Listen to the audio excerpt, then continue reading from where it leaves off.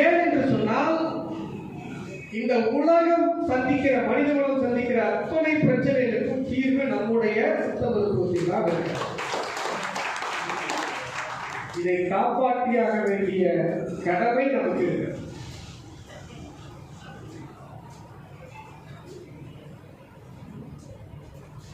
இதை காப்பாற்ற வேண்டிய கடமை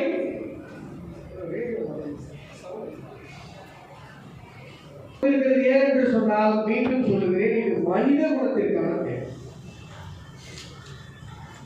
இந்த பிஎஸ்எம்எஸ்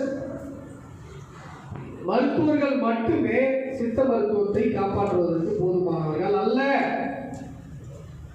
பரம்பரை வைத்தியர்கள் இருந்தால் மட்டும்தான் நம்முடைய சித்த மருத்துவம் காப்பாற்றப்படும். அந்த வகையில் சித்த மருத்துவர்களை பொறுத்தவரை உண்மையிலேயே நீங்கள் எல்லாம் தலை வணங்க வேண்டும். ஏனென்று சொன்னால் சித்த மருத்துவர்கள்ல நல்ல சம்பாதிக்கிறவங்க இருக்காங்க, நிறைய பேஷண்ட்ஸ் வந்து நல்ல வருமானம் வரவும் இருக்காங்க.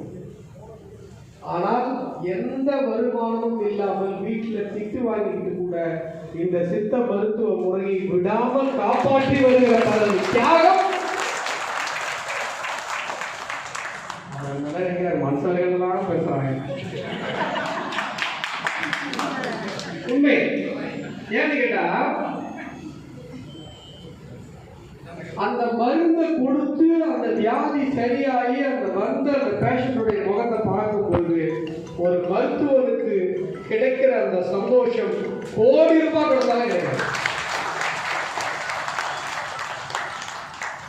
அடுத்ததாக நம்முடைய சித்த மருத்துவத்துல நாம செய்யணும்னு நினைக்கிற ஒரு விஷயம், அதாவது பிஎஸ்எம்எஸ் மாணவர்களுக்கு பரம்பரை சித்த மருத்துவர்கள் பாடம் எடுக்க வேண்டும். மருந்து செய்கிற முறை, தொக்கண முறை, இந்த மாதிரியான இப்ப இந்த தொக்கணம்லாம் பாத்தீங்கன்னா எந்த காலேஜிலும் எங்கேயுமே சொல்லிக் கொடுக்க முடியாது. அது ஒரு குரு கிட்ட போய் மட்டும்தான் படிக்க முடியல. எங்கேயாவது போய் புக்ல படிச்சாங்க அப்படின்னு சொன்னா எங்க எழுதுன்னு தெரியாம வேற எங்க எழுதி பேசிட்டு,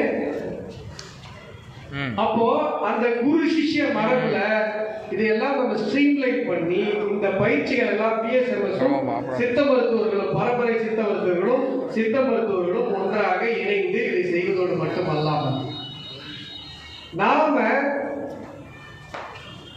ஸ்பெஷலைசேஷன் சித்த மருத்துவர்களுக்குள்ள நீங்க பேசணும். சார் ஒருத்தர் இருக்காரு சார், இவர் வந்து சுகருக்கு அவர் மருந்து கொடுத்தா சரியாகும். ஒரு மதுமேக சூரணமோ இல்லை தீநீரோ முறைப்படி அவர் தயாரிக்கிறாரு, அவர் கொடுத்தா உடனே சுகர் கண்ட்ரோல் ஆகுது. அப்ப என்னன்னா நமக்குள்ள ஒரு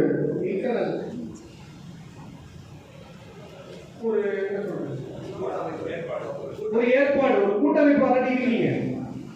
ஒரு எல்லோ பேஜஸ் மாதிரி இப்போ மூட்டு மருத்துவர் அவர் தான் ஸ்பெஷல் கட்டு போடுறாரு, இல்லை லிகமெண்ட் டேர் வந்து சேர்த்து வைக்கிறார், எலும்பு ஒட்டி தடை, இந்த மாதிரியான விஷயங்கள்லாம் அவருக்கு எக்ஸ்பர்டைஸ் இருக்கு.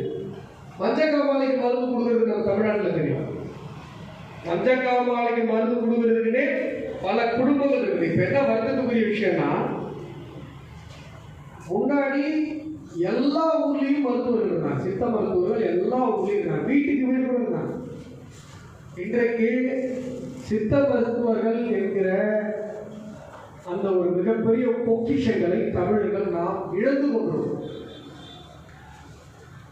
நான் ஒன்று சொல்றேன், அவர் பேசும்போது அறிமுகத்தில் சொன்னார், என்னுடைய குடும்பத்தில் நாங்கள் அலோபதி டாக்டர் போய் கிட்டத்தட்ட 3 வருஷம். ஆனால் குழந்தைங்க இருக்காங்க, ஃபீவர் வரும், இதெல்லாம் இப்போ அலோபதி எங்கே போகிறாங்க, ஃபீவர் வரும்போது போயிடுவாங்க. நம்ம வீட்லேயே ஃபீவர் வரும்போது இல்லைப்பா உங்கள் மருந்தெல்லாம் வேலைக்கு நம்ம உங்கள் வீட்டு பசங்களை கொடுக்குறோம். ஆனால் ஜுரத்திற்கு சித்த வைத்தியத்தில் மாதிரி ஒரு மருத்துவ முறை வேற எதிரியுமே கிடையாது. அவன் பேராசிட்டமால் ஒரு மருந்து கொடுக்குறாங்க, அந்த ஜுரத்தை மறக்கடிக்கிறது.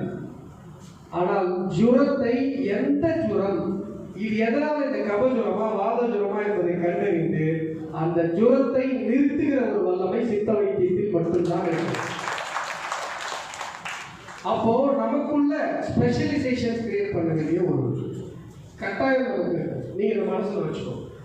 நமக்குள்ள சார் இவர் வந்து சுகருக்கு சார், இவர் வந்து ஜுரத்துக்கு சார், இவர் எமர்ஜென்சி கேர் சார், இவர் மூட்டு வைத்தியர் சார், இந்த மாதிரி பரம்பரை சித்த வைத்தியர்கள் நீங்க உங்க கூட்டமைப்பிலிருந்து இதற்கென்று ஒரு ரிப்போர்ட் உங்களுக்குள்ள ஐடென்டிஃபிகேஷன் இல்லை, உங்களுக்குள்ள பேஷண்ட் எக்ஸ்சேஞ்ச் எக்ஸ்பர்டைஸ் உருவாங்க. அப்படிப்பட்ட ஒரு விஷயத்தை நீங்கள் முன்னெடுக்க வேண்டும். இதையும் நான் உங்களுக்காக சொல்ல, எங்களுக்காக சொல்ல. நீங்கள்லாம் இதெல்லாம் பண்ணீங்கன்னா நாங்கெல்லாம் போய் அங்க மாட்டாம தப்பிப்போம். அதுக்குதான் சொல்றேன். அதே போல இந்த மருந்துருவாக்கம் என்கிற ஒரு துறை, நான் சொல்றது ரொம்ப சீரியஸான ஒரு விஷயம். உங்களுக்கு மாற்றுறது தெரியலாம்.